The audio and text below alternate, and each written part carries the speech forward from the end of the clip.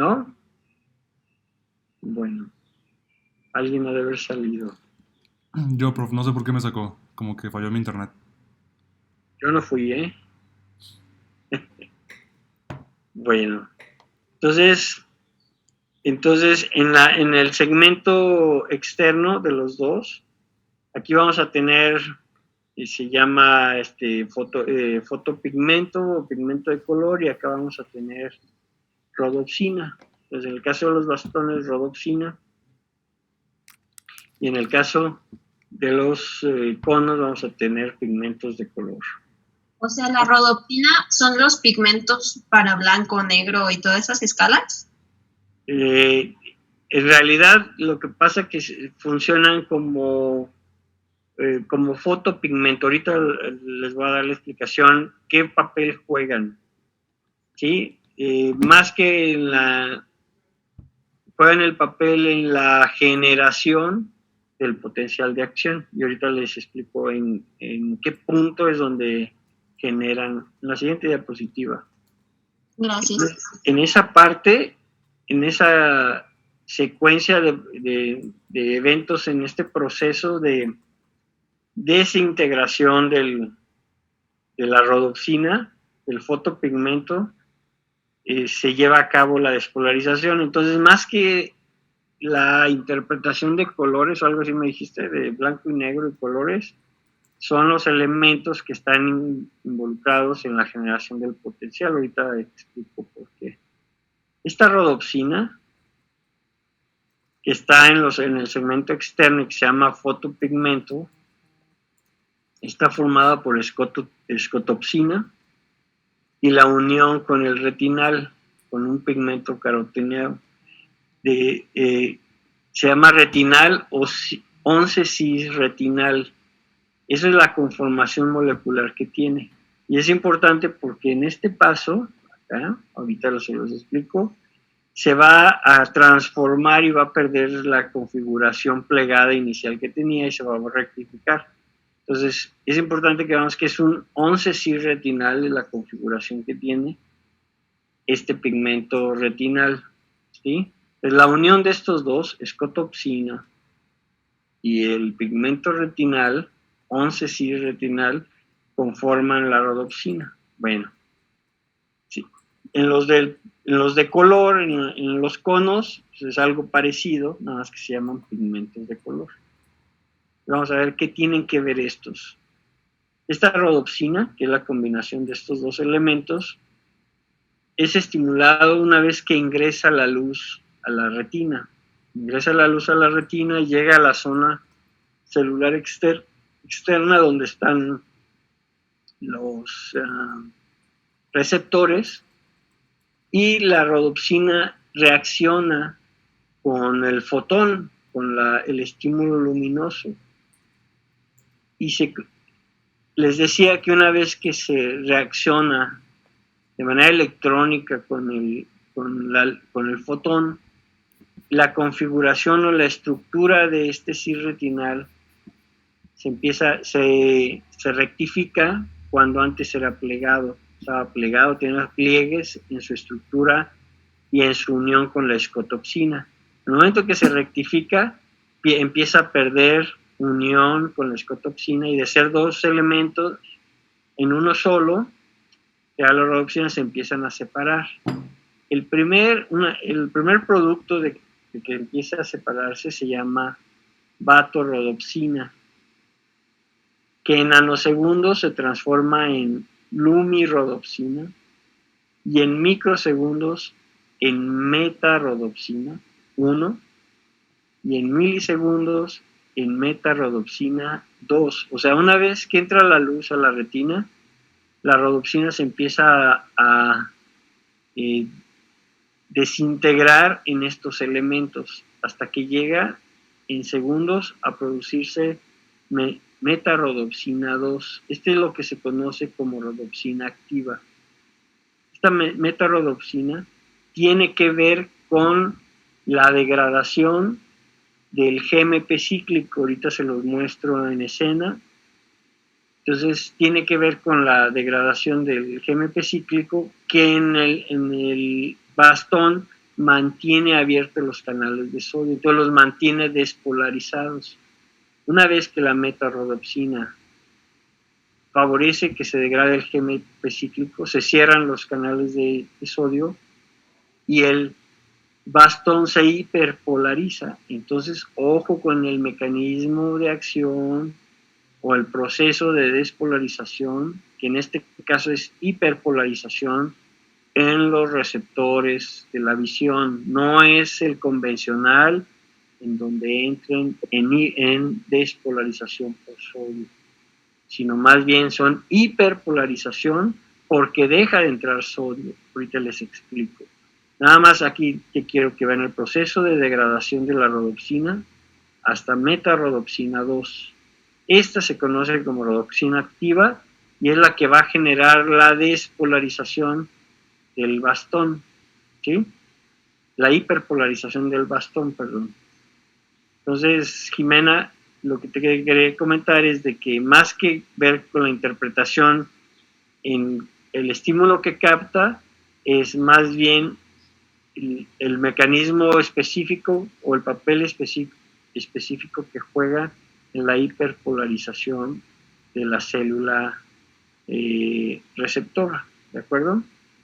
Aquí ya se separó, fíjense, la metarrodopsina se viene separando desde acá, pero aquí ya se separa en escotopsina y en la forma todo, es decir, esta parte que ya se rectificó, ya es diferente, ya no es cis, aquí es todo transretinal se llama. Pero a través de una isomerasa se vuelve a su forma original como 11 cis y se vuelven a unir, entonces se vuelve a formar rodopsina. Este es un ciclo en donde no se debe de consumir el producto. El producto se conforma por dos sustratos y los dos sustratos se vuelven a reunir y vuelven a hacer la parte funcional como fotopigmento rodopsina. Entonces aquí no se debe de perder. Si se perdiera, tenemos un almacenaje que es a través de la vitamina A. Si se fijan, acá está abajo. Se puede estar transformando la vitamina A en el sustrato para que se siga formando rodopsina. El detalle es de que hay pacientes que tienen deficiencia de vitamina A y ¿cuál es la consecuencia? Presentan ceguera nocturna, o sea, incapacidad para ver o para agudizar la visión en un estado de oscuridad. Entonces, ceguera nocturna por deficiencia de vitamina A. Este es el almacén, el almacén para que no se pierda esta vía en la activación de los conos y los bastones. ¿De acuerdo? Todo el proceso. Y aquí es donde actúa, miren. Este es el bastón y tiene canales de sodio, canales de potasio. En el segmento externo. En el interno tenemos la bomba de sodio-potasio. Entonces, estos canales están continuamente abiertos. Cuando están en oscuridad, están abiertos, porque este elemento, el GMP cíclico, que sería el monofosfato de guanosina cíclico, mantiene abiertos estos canales. Entonces el sodio está ingresando por gradiente y la bomba sodio-potasio lo saca acá en este segmento, en el interno, ¿de acuerdo? Entra y lo saca, constantemente está entrando o permanentemente está entrando el sodio y saliendo el potasio y la bomba de sodio-potasio manteniendo ese gradiente. Eso es cuando el receptor está en oscuridad.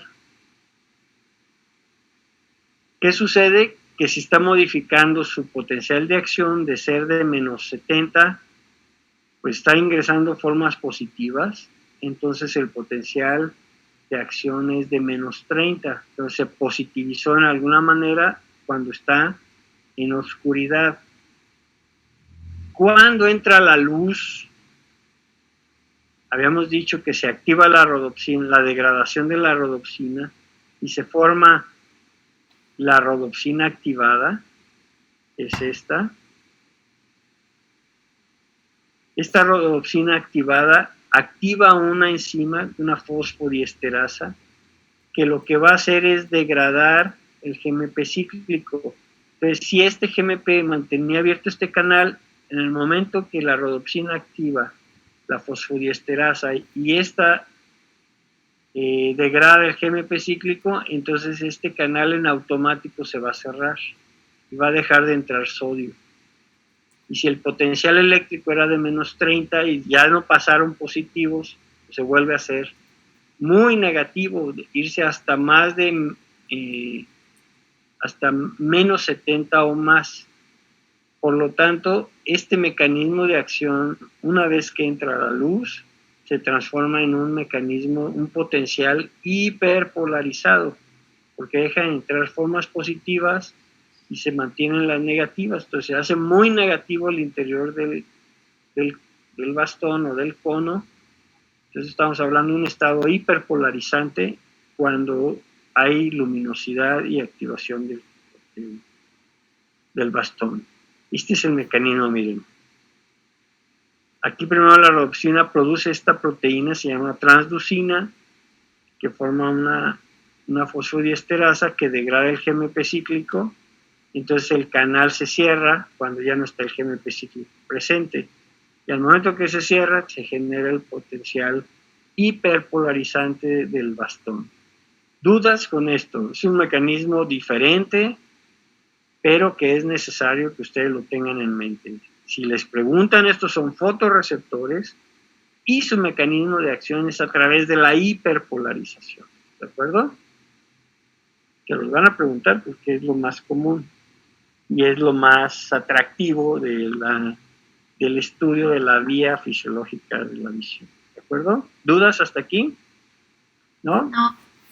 Una vez que se genera, la célula hace sinapsis con las bipolares con las ganglionares, y de las ganglionares sale como nervio óptico, ya sale como nervio óptico del globo ocular, véanlo, aquí viene, y en la parte central, algunas fibras decusan, se van hasta el otro lado, al lado contralateral, formando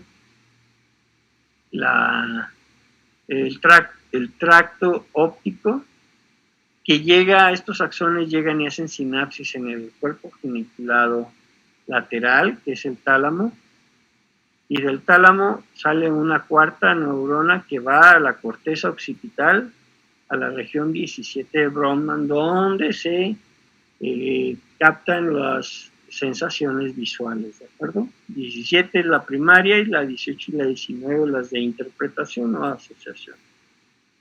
¿Sí? Aquí lo único que deben de tener en cuenta que estas vías, todo lo que se capte en el ojo derecho, el campo visual derecho, va a terminar en la corteza occipital del lado izquierdo. Entonces, con esto analícenlo muy bien, porque una parte de la fibra de este nervio óptico, la parte nasal de la retina, el nervio óptico, decusa al lado contralateral, mientras la parte temporal se queda de su lado. Pero al final lo que estamos viendo es de que todo el campo visual, no la retina, no la imagen en la retina, sino el campo visual del lado derecho, al final va a terminar en el lado izquierdo. Vean la explicación muy rápido, a ver si me queda claro. Tenemos el ojo derecho y el ojo izquierdo. Y el ojo derecho tiene una parte, la parte nasal de la retina y la parte temporal de la retina. ¿Sí?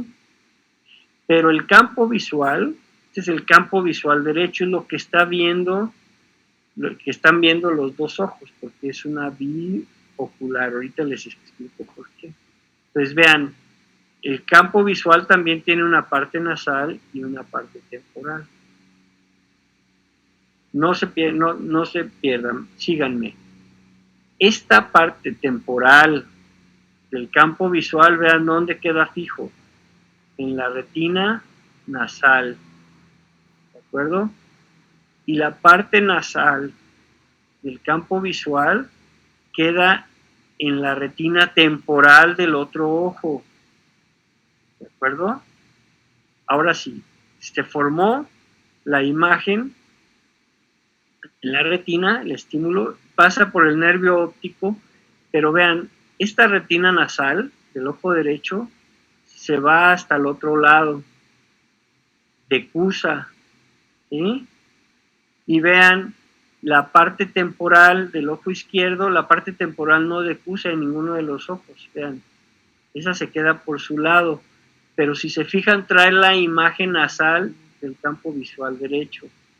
Entonces, como se queda por su lado, va a terminar en el lado izquierdo. Y la unión de la imagen del campo nasal con la del temporal, al final tienen toda la imagen del campo visual derecho en la corteza visual izquierda.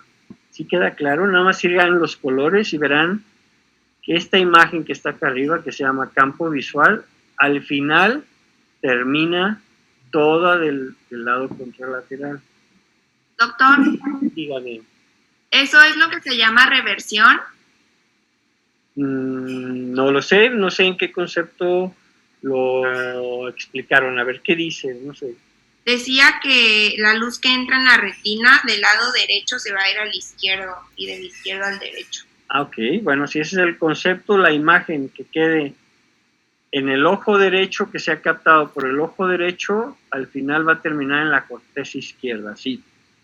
Nada más que aquí dividan la retina en una parte nasal y una temporal, y los campos visuales igual. Y van a ver que la retina nasal es la única que decusa y la temporal se va por su lado. Con esto al final vamos a tener una imagen compuesta, pero que ya que llegue a la corteza es la misma que ustedes estaban percibiendo como campo visual derecho, todo íntegro lo van a ver en el campo visual izquierdo. Decusa la imagen, sí, y es una imagen biocular. Dígame, Jimena. También en el lado derecho, ¿no es la roja, la línea roja? A ver, el lado derecho, Ajá. esta línea roja es lado derecho y es la parte retina nasal, ok. No era temporal. No es nasal, aquí está la nariz, esta es la parte nasal. Pero si te fijas, del campo visual nasal, este es campo visual, ahí tienen muy claro, esto es el campo visual y estas son las retinas. Campo visual nasal es el que queda en la retina temporal del otro lado. Como esa queda por su lado y esta decusó, al final toda esta imagen que se llama campo visual derecho, íntegro, lo van a tener de este lado. Aunque esta decusó y esta no haya decusado. ¿De acuerdo?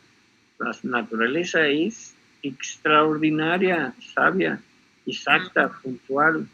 El temporal siempre se queda del mismo lado. Temporal no decusa, la retina temporal es la que no decusa, se queda ipsilateral, y la que decusa es la nasal, ¿de acuerdo? En el quiasma óptico. Una vez enterados de esto, aquí ya una vez se unen de nuevo,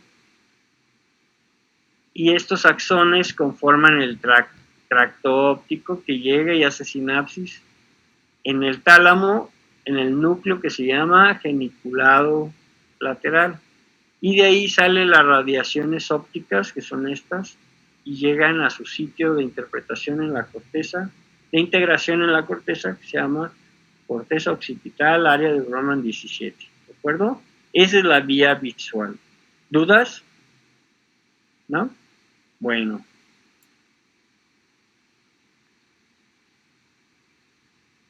Esta es una imagen, pues es la que viene en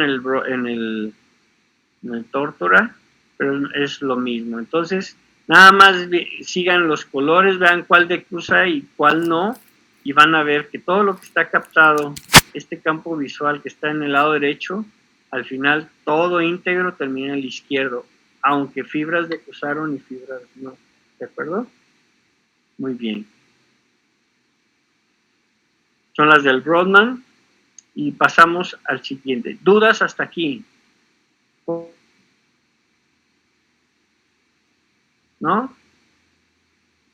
Bueno, el siguiente El siguiente es un somático especial. Estos fueron los anteriores, los dos fueron viscerales especiales. Estos son órganos de los sentidos considerados somáticos especiales. Oído, equilibrio y visión. Ya vimos la visión, el primero, y vamos a ver oído y equilibrio.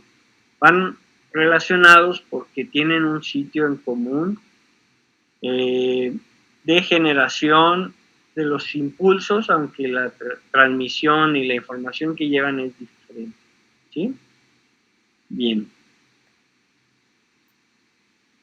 Aquí la parte anatómica que primero me gustaría que viéramos así muy rápido para que no se pierdan es la anatomía, y hay que dividirla en 3 regiones. Una región que se llama oído externo, el oído medio y el oído interno. Estas son imágenes del tórtora en donde está marcado qué estructuras son las que están comprendiendo el oído externo. Vean, el oído externo pues, es el pabellón, conducto auditivo, y el límite interno es la membrana timpánica. Hasta ahí es oído externo. ¿Qué hay aquí? Pues está epitelizado por piel, aquí es piel, o sea, las patologías que puede haber aquí son relacionadas con la piel, hasta que llega a la membrana timpánica, que también está epitelizada por epidermis, en parte. Y las patologías relacionadas, pues aquí hay células sebáceas modificadas. ¿Qué producen las células sebáceas modificadas aquí? Pues la grasita del oído. ¿Cómo se llama? Cerum. Pues es el cerumen.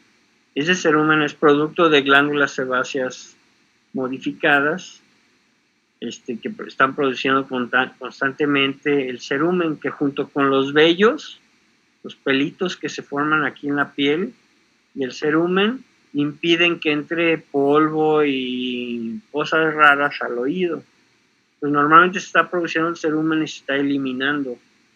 O tenemos nosotros que forzar de repente un poco a que salga. Cuando se acumula, pues se pueden hacer plastas ahí de material y impide la vía aérea de la audición, es decir, tapa el conducto auditivo y el estímulo aéreo, que es el sonido, pues a veces no puede pasar. Disminuye la agudeza auditiva por tapones de cerumen, es decir, un componente ahí obstructivo, una placa de cerumen, un acúmulo de cerumen en el conducto auditivo. Eso es común, hay que lavar, hay que limpiar muy bien los oídos para que esté esto permeable.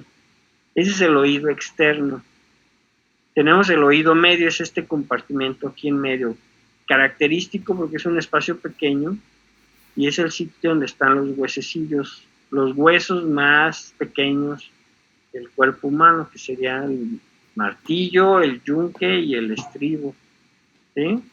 El martillo está unido a la membrana del tímpano y articulado con el yunque, y el yunque está articulado con el estribo, que es el que hace contacto con el oído interno a través de la ventana oval. Ahorita les explico. ¿Sí? Oído medio es el sitio donde están los huesecillos, y vean, está comunicado con la faringe a través de la trompa de Eustaquio. Por eso los niños, sobre todo cuando tienen faringoamigdalitis, se inflama, se tapa la trompa en la garganta, el drenaje de la trompa en la garganta, se congestiona el oído medio, aumenta la presión, se llama otitis media, y aumenta la presión y puede romper la membrana timpánica, se le llama oído perforado, la gente se le reventó el oído. A veces una otitis media supurativa, o sea, se forma pus ahí y rompe la membrana, entonces es una otitis media supurativa. Es decir, rompió la membrana y empezó a salir el material purulento a través del conducto auditivo externo. La patología está en la faringe de los niños. Y hablo de los niños porque los niños tienen esta tuba, esta trompa de Eustaquio más rectificada y se tapa con facilidad. Se inflama la faringe y tapa el drenaje de esta trompa. Es la que recambia aire cuando ustedes se suben al avión y de repente empiezan a elevarse y sienten que les truenan los oídos, ¿sí? Se siente un chasquido y se me tronaron los oídos. Los cambios de presión que hay en la atmósfera con los que hay aquí adentro tienen que igualarse las presiones, la de aquí adentro con la atmósfera. Y en el momento que entra, recambia aire y se igualan las presiones del oído medio con la de la atmósfera, se oye como truena el oído y se me tronaron los oídos cuando subimos o cambiamos de presión. Eso es ese fenómeno, ¿de acuerdo? Entonces no truena nada más es como el cambio de... Cambio de presión nada más. Si no es de que se rompa nada ni nada. Simplemente es la entrada de aire para regular presiones. La presión atmosférica con la presión del oído medio. En el momento que se igualan, se oye cómo se acomodan las presiones y ese chasquido es el que escuchamos. Se me tronaron los oídos. Y así para cuando se te tapan los oídos, para... ¿Qué hacen cuando se tapan los oídos? Se tapan la nariz, cierran la boca y meten aire. Abren la trompa de Eustaquio y me forzan la entrada de aire al oído medio. A través de esto, forzan que entre el aire aquí y se igualan las presiones. Se tapó el oído porque había una diferencia de presión con la atmósfera. Ustedes cierran la nariz y la boca y meten aire forzado, abren este conducto o forzan la entrada de aire a través de este conducto y ¡pum! Se iguala la presión del oído medio con la atmósfera. ¿De acuerdo? ¿Sí? Gracias. De nada. Y tenemos el oído interno, el más complicado porque hay estructuras ahí tubulares que dan vueltas y pareciera como un laberinto, que es el oído interno, en donde están las estructuras estas que parecen cuernos, son los conductos semicirculares, el anterior, el posterior y el lateral, el vestíbulo y la cóclea. Estos son dos sistemas que están relacionados, pues acá están, el anterior, el posterior y el lateral, es horizontalizado. El vestíbulo, que está compuesto por el utrículo y el sáculo, y tenemos la cóclea. Son dos sistemas independientes, bueno, que tienen funciones diferentes. Este de acá, vestíbulo con los semicirculares, es decir, utrículo, sáculo y semicirculares forman el vestibular, y la cóclea, como caracol, es la parte auditiva. Entonces son vestíbulo auditivo, son dos sistemas en una misma estructura y por eso se consideran o se estudian juntos, a oído y equilibrio, pero en realidad son dos nervios diferentes y llevan estímulos diferentes. Ahorita los vamos a ver, ¿de acuerdo? Entonces ya tenemos bien estudiado oído externo, oído medio, oído interno. Las patologías de oído interno es muy neurológico. Si se destruye esto, pues son los nervios vestibulares. Tenemos procesos degenerativos como el vértigo o la patología de Meniere. O tenemos destrucción de la cóclea, vamos a tener sordera, o destrucción del nervio coclear, pues vamos a tener sordera primaria, ¿de acuerdo? Hay fármacos como la gentamicina, canamicina, amicacina, todos los aminoglucósidos son tóxicos y producen degeneración de estas estructuras que ahorita vamos a ver y provocan sordera secundaria a fármacos, por ejemplo, por decirles algo. Este es el oído medio para que vean la magnitud de los huesecillos. Aquí tenemos el martillo, que está unido fijo a la membrana timpánica y le transmite las vibraciones de la membrana timpánica al martillo. El martillo vibra y se las pasa al yunque, están articulados, y del yunque al estribo. Aquí está el estapedio, este es el músculo más pequeño de todo el cuerpo. Está articulando el yunque con el estribo, y lo que hace es cuando se contrae, cuando tenemos un sonido muy fuerte y se mueve la membrana y mueve el martillo, para evitar que el yunque desplace de manera forzada el estribo y lesione el oído interno por un sonido estridente, se contrae y fija los dos huesecillos y no permite que se mueva, ¿de acuerdo? Y está el otro que es el tensor del tímpano. Va y se fija la membrana del tímpano y tiene el mismo efecto. Tensa la membrana para que un sonido muy fuerte no la haga vibrar tan fuerte y se lesione. Ese músculo, ¿quién lo inerva? ¿Se acuerdan? ¿Qué par craneal? Pregunta de examen.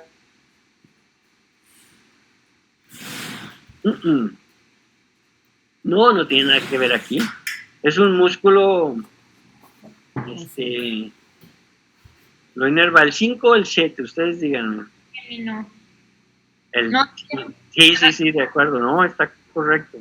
El sensor del tímpano es de influencia trigeminal. El trigémino es el que lo inerva, de acuerdo. Ok. ¿Listo? ¿Dudas hasta aquí? Porque está complicada la anatomía. Esta es la anatomía del oído interno. Vean estas estructuras. Y lo que está acá por fuera se llama laberinto óseo, es periósteo, y lo que está por dentro, lo rosita, es el laberinto membranoso. Aquí adentro hay líquido, es perilinfa, ¿sí?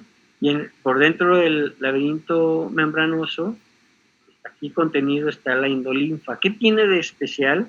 Que la endolinfa tiene mucho potasio, más potasio que el normalmente habría. Y es el responsable del potencial de acción en los dos nervios que vamos a ver. Entonces, cuando les pregunten, ¿qué características tienen los receptores, tanto vestibulares como cocleares, en relación a su despolarización?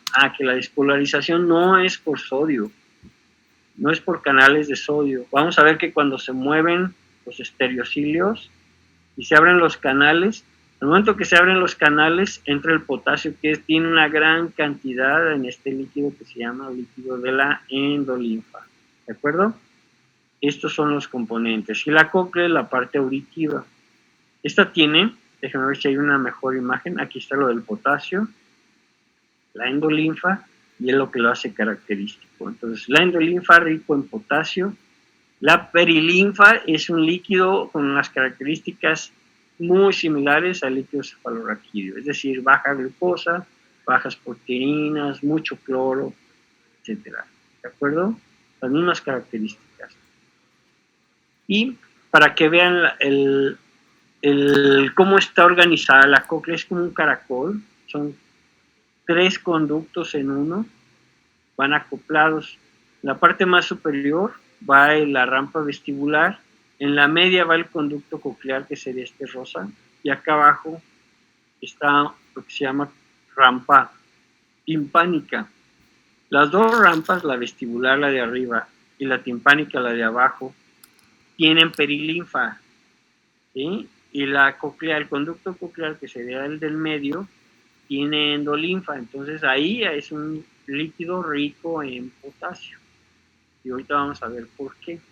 Es importante que ahí haya endolinfa y haya mucho potasio, porque ahí está el órgano de Corti, que es el órgano sensitivo, y que cuando se despolarizan los receptores, la despolarización es, se abren los canales y el ion que entra es potasio. Entonces, por eso es importante que aquí el líquido que esté se llame, sea endolinfa, rico en potasio, que no es otra cosa más que la comunicación con la estructura de el laberinto membranoso. ¿De acuerdo? Estas son las dos rampas y el conducto, nada más que es un corte así como sagital. Van a ver que esta es la rampa vestibular que va por arriba, la timpánica que va por abajo, y en medio de las dos está el conducto coclear. Y aquí está este órgano que se llama órgano espiral de Corti, el órgano sensitivo, y de aquí sale el nervio acústico o coclear. ¿De acuerdo?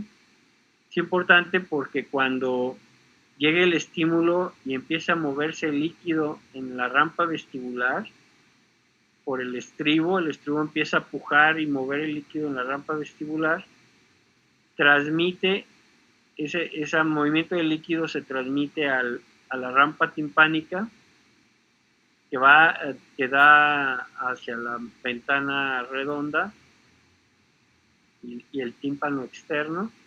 Y entre los dos, cuando se mueven, cambian las presiones, también mueven o cambian, producen movimiento en estas membranas que separan cada una de estas rampas por el conducto coclear. Entonces se mueven sus membranas y desplazan el movimiento hacia el espacio coclear que está en medio de las dos. Y ahí ese movimiento es lo que provoca que las células ciliares se despolaricen. ¿Sí? Ahorita lo vemos a detenimiento, pero nada más para que vean la magnitud, como el movimiento acá y acá provoca movimiento en el conducto coclear que tiene endolinfa y desplaza o hace que se mueva el órgano de Corti, sus células epiteliales y los estereocilios, lo que producen al momento que se mueven, se abren los canales, ingresa el potasio y se despolarizan. Y ya transmite la despolarización a este nervio, son los axones que salen de ahí, que se llaman nervio coclear o nervio vestibular. La parte coclear del vestibular. Este es un acercamiento del órgano de Corti. Vean, son filas de células que tienen cilios, se llaman estereocilios. La célula externa y esta es la interna. Y están fijas a una membrana que está acá arriba, que se llama membrana tectorial. Están fijas. El movimiento que llegue de la parte de arriba, que era la rampa vestibular, y de la rampa timpánica, provocan que esto se mueva y se desplacen estas células, y al desplazarse dejan abiertos los canales, ingresa el potasio, que es rico en la endolinfa, y inicia la despolarización de esta neurona. Esta neurona pues, son los axones del ramo coclear del nervio vestibular. Este es el que lleva la audición. Entonces un sonido provocó todo esto y al final tenemos un estímulo eléctrico. Está fácil, ¿no? Aquí va todo el evento, vean. Llega el sonido, es una onda sonora, mueve la membrana timpánica, la hace vibrar, sigue siendo efecto físico, es una onda sonora, choca, mueve la membrana timpánica y recuerden que el martillo está articulado en el oído medio, por la parte de adentro del oído medio está articulado, o fijo, perdón, a la membrana timpánica. Entonces empieza a vibrar también el martillo. Entonces de ser físico, un evento físico, se hace mecánico. Entonces ya el martillo mueve al yunque y el yunque mueve al estribo. El estribo, vean cómo hace contacto con este agujero que se llama ventana oval y está conectado con la rampa vestibular, está llena de perilinfa. Entonces cada que se mueve el estribo, es como cuando ustedes meten el freno, mueven el líquido porque es hidráulico. Entonces mueven el estribo y se desplaza el líquido, la perilinfa de la rampa vestibular y la empuja. Y vean, lo empuja y se pasa, ese líquido está también en la rampa timpánica y circula hasta el otro lado y aquí tenemos la ventana redonda, que es donde está la membrana timpánica, pero membrana timpánica externa o secundaria, así se llama, ¿de acuerdo? No es esta. Aquí cubre la ventana, esta es la ventana oval, perdón, esta debe ser la oval y esta debe ser la redonda. Aquí se equivocó todo. Esta es la redonda y esta es la oval. Entonces, ventana oval, el estribo empuja el líquido, se desplaza el líquido hasta la rampa timpánica y llega hasta la ventana redonda. Aquí en este trans, cuando se mueve el líquido, la perilinfa dentro de la rampa vestibular, vean, choca contra el conducto coclear, que sería el rosa, que va en medio de las dos rampas, ¿se acuerdan? Y ahí, ¿qué órgano tenemos? El órgano de Corti. Entonces, se mueve el líquido, desplaza las paredes del coclear y desplaza la endolinfa que está en el conducto rosa, que es el coclear, y el movimiento lo que hace es activar las células sensitivas del órgano de Corti. ¿De acuerdo? Ese movimiento. ¿Dónde se generó? Pues desde la llegada de una onda sonora física, se transformó en mecánico con el movimiento de los huesecillos, se hizo mecánico hidráulico y culminó con la generación de un potencial de acción en una célula nerviosa. Que se hizo eléctrico, se llama transducción del estímulo, de ser mecánico, físico, mecánico, hidráulico, se transdujo al final generó un cambio eléctrico, que es el potencial eléctrico de la célula nerviosa coclear para la generación del sonido, o el nervio que va a ir a la corteza con el estímulo auditivo. ¿Dudas hasta aquí? ¿No? Yo, ¿Queda claro? doctor, Sí, dígame, Ana Paula. A ver. o sea, cuando los estereocilios se doblan, ahí ya se hace la transducción a eléctrico. Y bueno, ahí cuando se mueven las membranas, estas que es la lámina basilar y Vectorial. la vestibular de ambas rampas, ¿sí? Desplazan también esta membrana y se mueven estas células. Estas células tienen estereocilios que están fijas a la tectorial. Cuando se mueve el líquido, se desplazan hacia un lado. Entonces, en ese momento, al momento que se desplazan, se abren los canales de potasio y entra potasio a la célula y genera un potencial eléctrico positivo, o sea, despolariza la célula. Nada más que aquí no es sodio, aquí es potasio, ¿de acuerdo? Ok. Entonces, ahí es en el momento en el que se genera el potencial eléctrico, donde se llevó a cabo la transducción, lo van a ver así, transducción, cuando un estímulo de un tipo se transforma en otro, ¿de acuerdo? Uh-huh. ¿Otra duda? ¿Vamos bien? Ya ya sale como nervio acústico, ya despolarizado, pues trae la sensación de la vía acústica, trae el sonido y va a ir a hacer llegar hasta la corteza, llega al tálamo, aquí al geniculado, llega al geniculado medial del tálamo, bueno, ingresa, ese es el nervio coclear, hace sinapsis ¿se acuerdan? En el puente, a nivel del puente, en los núcleos cocleares, superior e inferior. ¿Se acuerdan que estaban ahí los pedúnculos cerebrales? Pues aquí está una imagen, me parece. No. En la siguiente se las tengo. Los pedúnculos cerebelosos inferiores, ahí a los lados están los núcleos cocleares. Y sube de los núcleos cocleares dan una neurona hasta el lado contralateral al cuerpo trapezoide y ya sube por el lado contralateral formando el lemnisco lateral. Va a llegar al geniculado, aquí al tálamo, en donde hace sinapsis. Parte de esta vía, algunas neuronas van a un tubérculo cuadrigémino o folículo, ¿cuál? Superior o inferior de los folículos del mesencéfalo. Inferior. Al inferior, perfecto. ¿En dónde se captan los reflejos? O va a controlar reflejos musculares de acuerdo a sonidos percibidos, ¿de acuerdo? Y aquí del tálamo sale una última neurona, sería 1, 2 al trapezoide y 3 del tálamo a la corteza, a la zona 41 y 42. También es temporal, ¿no? Aunque está aquí metida, pero es la parte del área temporal. ¿Dónde percibimos sonidos? Pues en la región temporal, más bien en la región del lóbulo temporal, en el área 41 y 42 de Brodmann. Es lo que les decía. Estos son los cuerpos trapezoides, ya de Cousteau, sube como lemnisco lateral, llega al geniculado medial y algunas fibras llegan al folículo inferior. Estos son los encargados de, a través de respuestas musculares, regular reflejos. Ya de esto llega a la corteza, 41 y 42. ¿Dudas con este? ¿Está complicado? ¿No? Un poco, dice Roberto.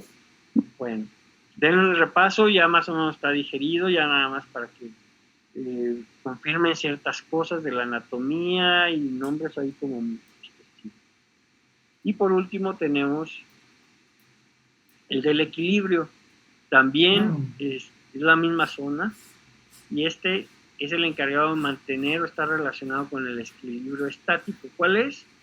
El mantener posición contra gravedad. Es decir, nos paramos y el mantener esa posición contra gravedad pues tiene que ver con mantener el equilibrio. O dinámico, que es cuando nos movemos, principalmente cuando movemos la cabeza.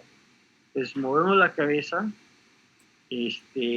cuando se acelera o se desacelera o de manera lineal o angular hacia los lados, y es el equilibrio dinámico. De eso, mantener ese equilibrio, se encarga este sistema, que es el vestibular.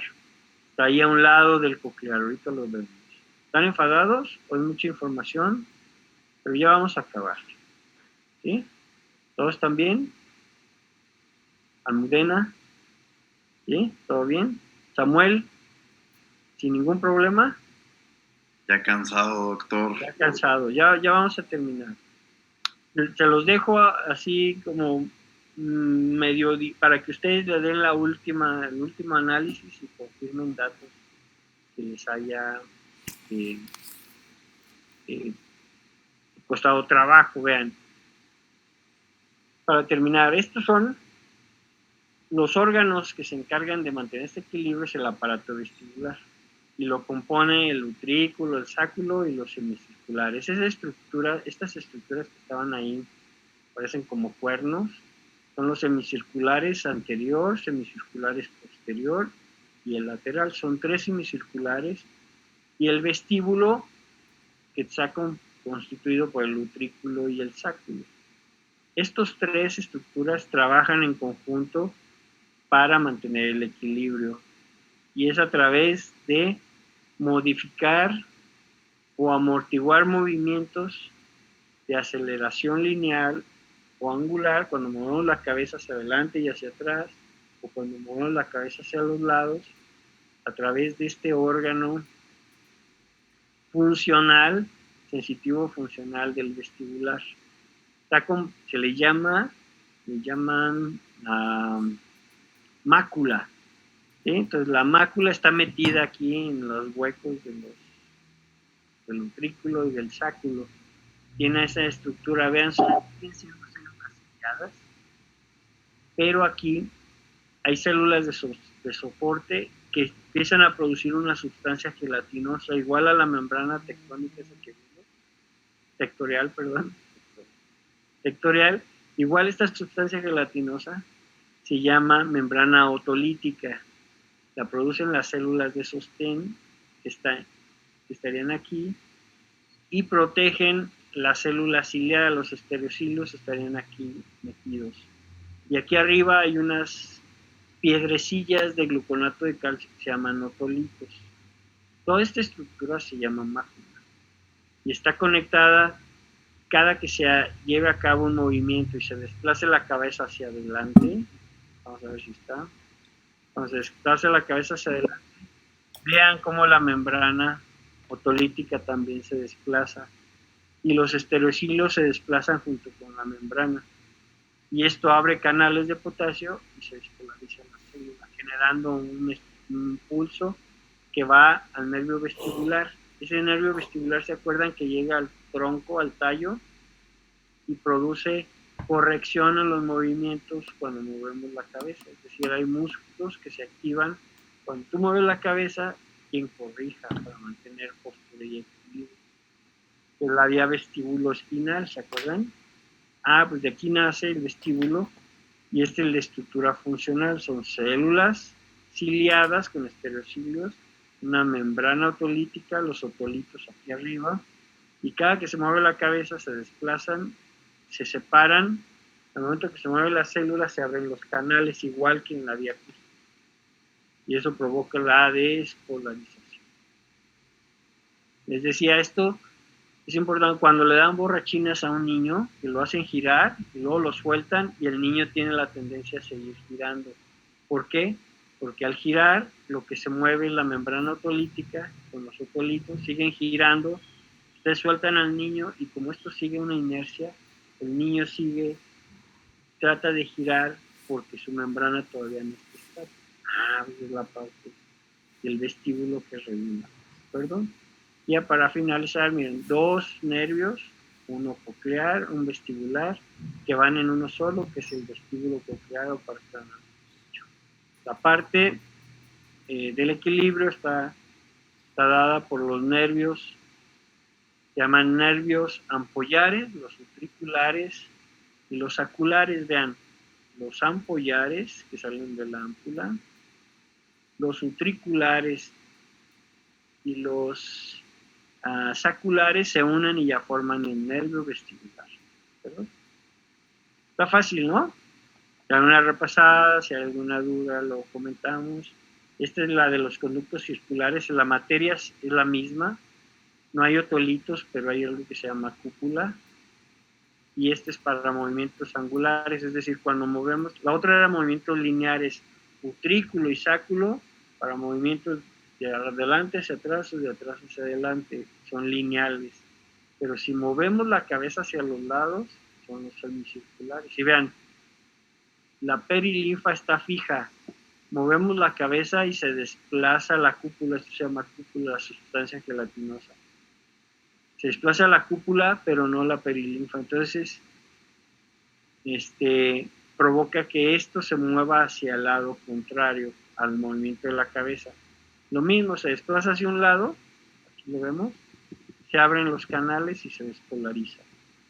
Y lleva parte del componente de aceleración o desaceleración, pero sobre todo de angular, es decir, movimientos de la cabeza hacia los lados.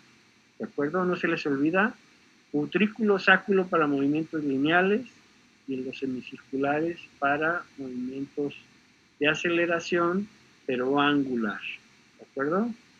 ¿Está complicado o está fácil? Los dos. Bueno, denle una repasada, ya vimos, estos son somáticos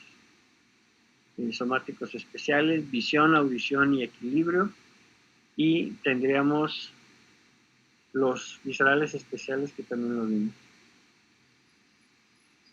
Les tengo preparado la parte del sistema nervioso, quedan 4 minutos, ya están cansados, pero lo podemos ver el lunes. ¿Qué quedaría? Sistema nervioso autónomo, queda pendiente memoria, límbico y lenguaje. No son temas muy grandes y podemos tal vez terminar el mismo martes. Si el martes no termináramos, tenemos la posibilidad de vernos el miércoles. Ustedes como ven, ya no tienen estudio, clases en práctico ni en teórico. Entonces, pero tenemos que estudiar para el examen. Bueno, si no quieren, no, Fernanda.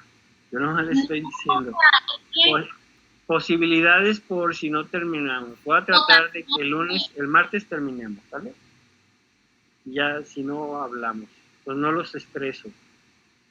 Si no terminamos, si hay posibilidad de que nos veamos el